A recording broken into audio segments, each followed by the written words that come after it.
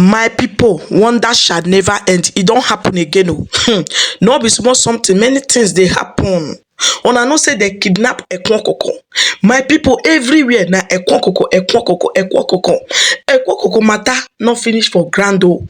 No be small thing. Many they talk different thing. They talk say na it good for am. Say he come out for social media. He come they brag. They talk say if they shoot them, may they collect the gun, may they slap the person. Say if they want put charm for body, may they come. You know, many they talk different things. They jubilate, they happy. Many they talk say he don't come back, you know, to confuse the people, to my people, no be small thing. I don't see many talk when people they talk over this issue. This one so when I carry come put for here, my people.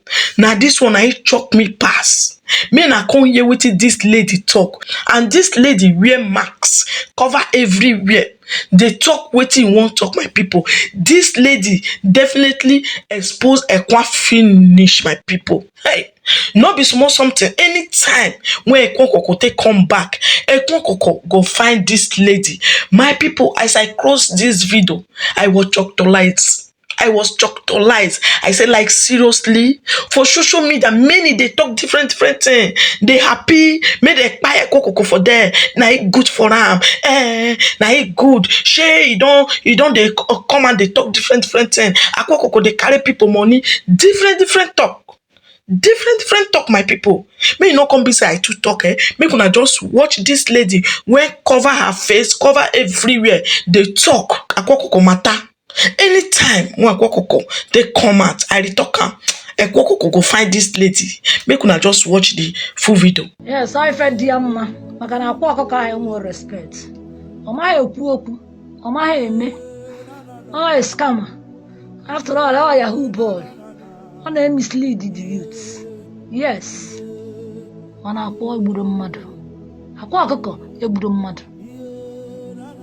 Well, sometimes when I men on this social media, I don't like to interfere until I will summon the courage to speak up. Not no my culture. Because we ain't challenge you. Nda abagburu na hotel Akwa Okuku okum mmadụ ka ha. Have you experienced this? Maybe na gina nwanne gị nwoke la hachalola tete olie nni otu gina crack a joke and he left for work or business. In the evening in enezi anya time o ejinata akpọ gị na phone sị gị bịa buru ozu nwanne gị ebe dị otu. Or maybe na gị na your husband la hachalola have a phone, yeah, goodbye kiss. Or in a short while, jabo afia mo jabo in a short while for lugering ya. I say be abulozing your husband too. Have you experienced such before? If you have not, I pray that you will never experience it. Ndi biali ikidnap Akwa Okuku wasted 2 lives. Ogosibo na obere child's play. You kwesịrị ịma na fad mean na fe nwere joy at all. Then if you focus kaba ahụ na-ekwu advert Akwa Okuku mele onwe ka ịgbadola aka na-ekwu Akwa Okuku ọkwa nwa mmadụ ka ọ bụ ọkwa nwanne mmadụ. Ọ bụ na ịbụ relation Akwa, maybe cousin or sister or whatever, or niile benefit from Akwa in one way or the other. Ya pụta na-ekwu ife anyị na-ekwu. Onye nọ na between life and death, ọ nọ n'etiti ndụ na ọnwụ. Ijighị n'aka na ọ ya eji ndụ ya wee bata. But we don't pray for that. Ana m aya amara Chineke ka o jiri ndụ ya nata. Ịmabụghị ndị gburu ndị gbalụ mmadụ na-abụ egbe. So ebele let ka I lose kwa the third person. Nyawu yi nwere ike ịdị na-ekwu ife unu je dig pụtawo ebe o mere onwe ya advice. Nyakunu dig pụtara. Woli na-eme mockery. He has turned to object of caricature in social media. mbụ onye ịma ha condition ya. Ọ bụrụ na ịwụ nwanne Akwa na relate to Akwa bịa na social media na-afụgasị ife a ndị mmadụ na-epost ya, how will you feel? Ị na-type na-criticize this guy na-eme mockery of him. If ọ bụrụ na ihe itiri ego Akwa hitiri in his early 20s, a man na-ekene mpa gị good morning, talk less of you, the members of your family. Sorry, talk more of the members of your family. A man not kene her good morning. But I have not seen this young man looking down on people. I don't just dig puta advert. If you don't know, know it now. Advert ko Akwa melo onwe. Mana ekene dịrị Chukwu na mmadụ abụrụ Chukwu. Because ọ bụ na mmadụ bụ Chukwu ma ọ na Chineke kechalụ mmadụ n'oyiyi, welukwa ndụ mmadụ nye mmadụ ibie ka o jide. Ọ ekwugharị ọnụ o jebe ahụ ka jie. For instance, all these social media native doctors, gị na ha kwugharị ọnụ ha tọọ na arụsị 100.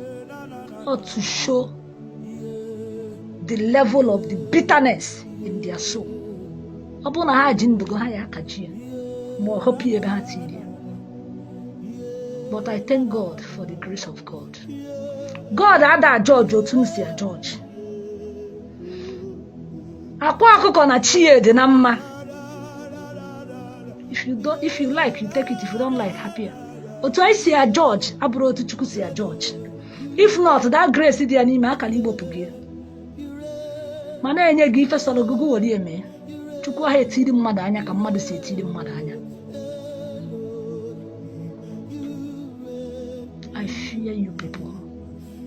How did you sold your conscience? Akwa Okuku, si boy, ọ dị mma, o mere nke a. Akwa is just a victim. It might be you tomorrow. So mechipụ ọnụ go. I expect silence in this social media. Akwa wụrụ na everywhere. Where is your conscience? Where did you sold your conscience? Ebozuna abodo. Nke eto nobody knows. Ụfọdụ apụtasị na onye agbagbusi ndị getman, na onye plan ya na ha ma secret ya. Just listen to yourself. Can you imagine? It's not fair. Ọ dịrọ mma na ntị. Ị na-eme advert nke gị. Any businessman ọ bụ na imebe ha advert, in fact, o nwere ebe ịkwụ. You don't have anything to offer. Because ị na-eme the advert, ị na-etinye enough ingredients ka o wee tọọ ụtọ. O nwere nkọbelu ndị enu maka na okwulu okwu. Nobody is above victim. You can fall victim. Anybody. So let there be silence. Na ewu mmadụ na-eri nri na-eku ume na-aṅụ mmiri. Ndị Igbo for that matter. Biko butuonu. All these things a na-akọ irritates me. It makes me angry totally. O kwesịrị nwa nke ma buru ya n'obi. Chelugodu ka ọ nata. O jechazie nata. Nwezi okwu ikwuo. Then he can learn his lesson. Thank you.